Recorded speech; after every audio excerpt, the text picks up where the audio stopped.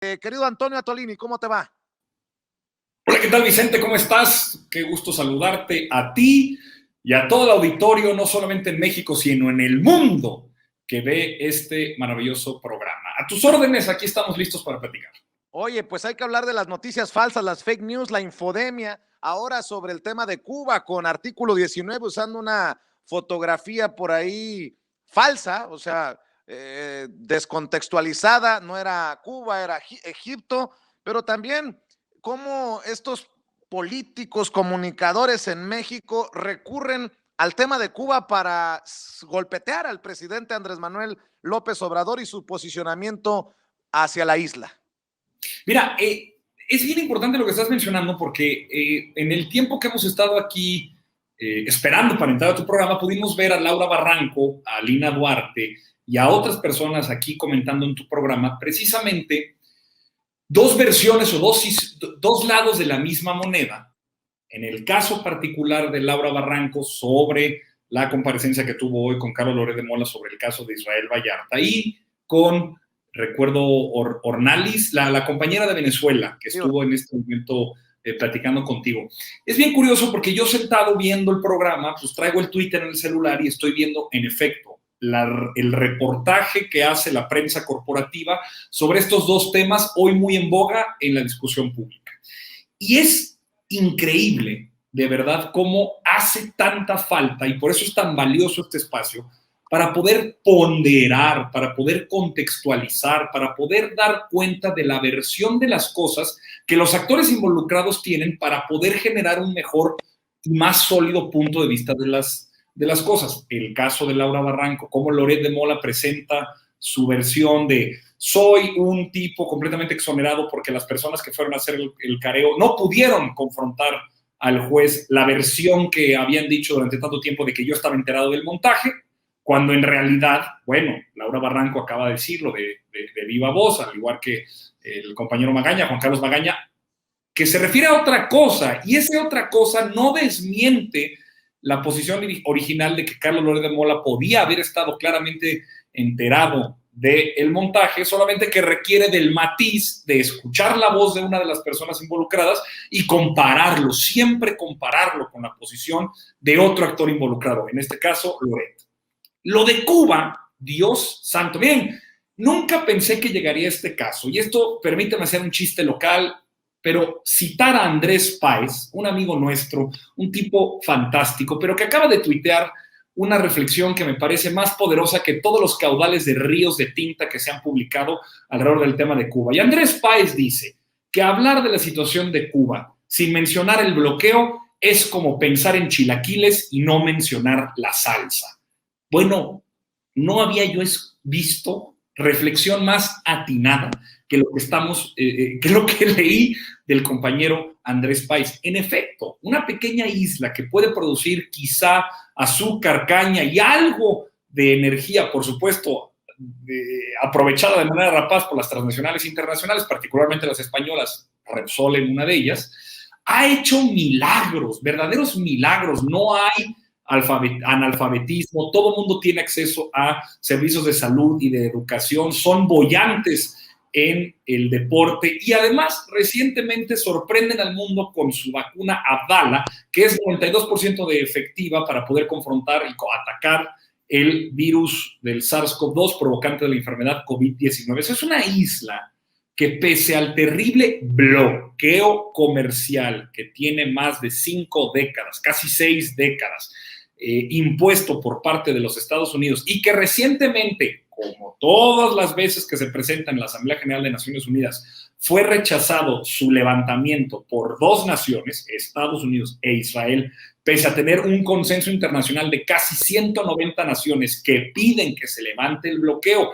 Dicho también sea de paso, hoy mismo el presidente López Obrador menciona que para poder ayudar a Cuba, lejos de la hipocresía liberal buena ondita de los influencers, cantantes y quedabienes de las redes, se tiene que hablar no de ayuda humanitaria, de haber alguien que saque de su bolsa y ponga 5 o 10 dólares en una cuenta, ni tampoco en el hashtag de SOS Cuba, apoyemos y veamos cuánto nos duele una situación que en realidad parte del hecho de que Cuba está bloqueada económicamente para el libre intercambio de bienes y servicios de manera ilegal, pero coercitiva por parte de Estados Unidos. Y vemos, como lo vemos recurrentemente, cuando suceden estos casos, siempre el corte ideológico. Todo mundo pone el grito en el cielo en Venezuela y todo mundo pone el grito en el cielo en Cuba, no sin reconocer que tienen razón.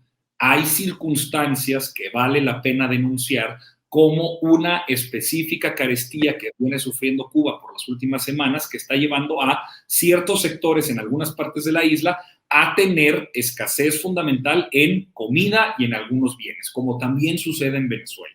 Solamente que en términos de análisis, estando en un medio de comunicación y separándome un poco de la situación particular de violaciones a derechos humanos en ese sentido, me remito ahora a otra violación de derecho humano, que es el derecho a la información, el acceso a la verdad.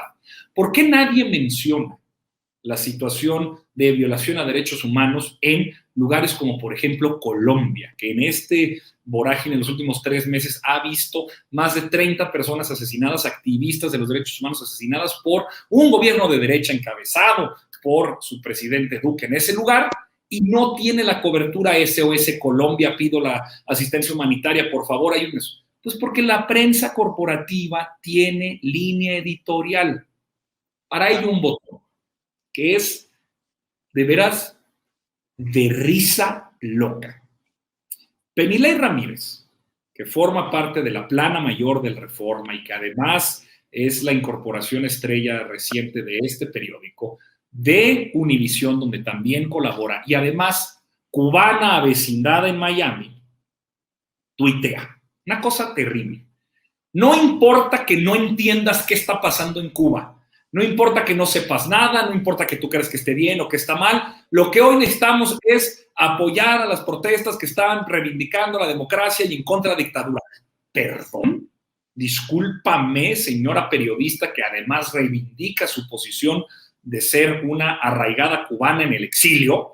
¿Estás diciendo que para entrar a la discusión pública sobre el estado de una nación soberana, uno tiene que dejar de analizar, entender, comprender, ponderar la situación que vive y solamente irte como el caballo desbocado a decir que todo está mal? Pues eso es la prensa inmunda, esas son las fake news. No solamente salir a decir una mentira, sino es también atiborrar de información inútil que obligue a las personas a tomar una posición de manera ignorante. No solamente es mentir, sino que se busque que prevalezca la ignorancia sobre un caso. Y el caso de Cuba, como ha sucedido a lo largo de los años, es, para muestra, un botón. Claro.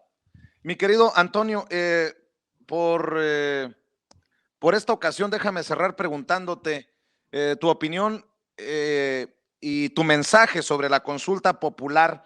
Pues mira. Damián Alcázar, hace rato escuchábamos a Damián Alcázar y ya veo que traes la camiseta bien puesta. Sí, mira, los compañeros del Soberano, en la lógica de apoyar a la consulta popular, han puesto a disposición de todos los hombres y mujeres patriotas de este país una línea de ropa, unas playeras muy sencillas que se están utilizando para recaudar fondos para seguir generando y produciendo material audiovisual. Tienen de los 5 expresidentes, yo evidentemente elegí la de Felipe Calderón, El pueblo exige justicia, porque a mí me parece que el origen de todos los males de este México moderno, hermoso, querido, que nosotros tenemos ahora la responsabilidad de rescatar, surgen a partir del desquicie megalómano de este pequeño hombre que decidió lanzar el ejército a las calles y, haya sido como haya sido, simular el ejercicio del poder público e imponer la ley de la plata o plomo. Entonces, vamos a estar publicando permíteme el pequeño comercial, vamos a estar publicando una serie de videos en El Soberano. Me han dado la oportunidad para reivindicar varios de los temas que están pendientes en estos sexenios, principalmente en el sexenio de Felipe Calderón y de Enrique Peña Nieto, para dar cuenta qué significa que la consulta popular le pregunte al pueblo esclarecer las decisiones políticas del pasado. Por supuesto, yo quiero ver a Felipe Calderón por crímenes de lesa humanidad y genocidio sentado en un tribunal internacional, preferentemente si fuera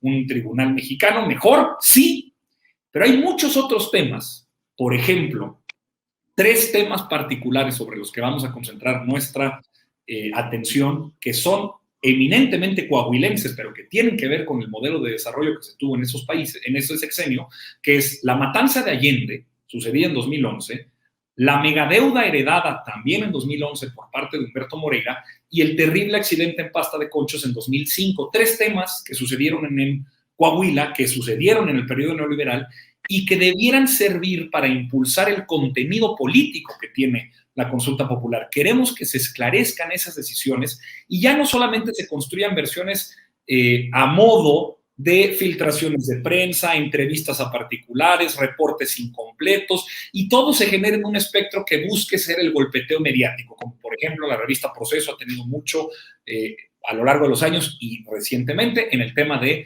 la matanza de Allende. Entonces, lo que le pido a la gente es que se involucre a tratar de darle contenido local, y cuando digamos local puede ser desde su estado, entidad federativa o ciudad, que quisiera que se esclarezca, porque, a ver, imaginemos que ganamos la consulta, o no, no importa. Va a haber una convocatoria social para que se esclarezcan las decisiones del pasado. Pues, ¿cuáles? ¿Por dónde empezar? Incluso va a haber una competencia sobre si empezamos en el sexenio de Peña Nieto, en el de Salinas de Gortari, o en el de Cedillo, o si vamos con Fox. Bueno, hay que impulsar cada uno desde nuestra trinchera y espacio de batalla eso que buscamos esclarecer. Yo quiero que se esclarezca la matanza de Allende, la tragedia en la mina de Pasta de Conchos y la megadeuda de Moreira, Humberto y Rubén, que además de manera muy campante andan por la vida sin que se les toque con el pétalo de una averiguación previa. Pues no, de eso se trata la consulta, impulsar ese contenido. Entonces, si quieren su playerita, ahí busquen a nuestros amigos del Soberano, y cuando estén estos materiales, que sirva a la reflexión para que desde Coahuila y todo el país dotemos de contenido en un ejercicio de memoria, que es lo que más importa. Claro. Mi querido Antonio, ¿en dónde te encuentran en redes sociales? Y de una vez aprovechamos para enviarle el saludo también a la gente del Soberano. Todas las redes sociales son las mismas. Mi nombre es Antonio Atolini, se escribe como Atole, pero con doble T. Estoy así en Twitter, en Facebook, en Instagram y en YouTube. Y también, pues, colaborando no solamente en este maravilloso espacio de Sin Censura, sino también en El Soberano. Síganlo en todas sus redes sociales, ahí vamos a seguir dando la batalla, porque la verdad tiene trinchera y tenemos que defenderla en estos tiempos de canallas. Oye, mi querido Antonio, a mí también me gustó la camisetita, me apartas una M, dice el Gunter que doble X. Oye, para él.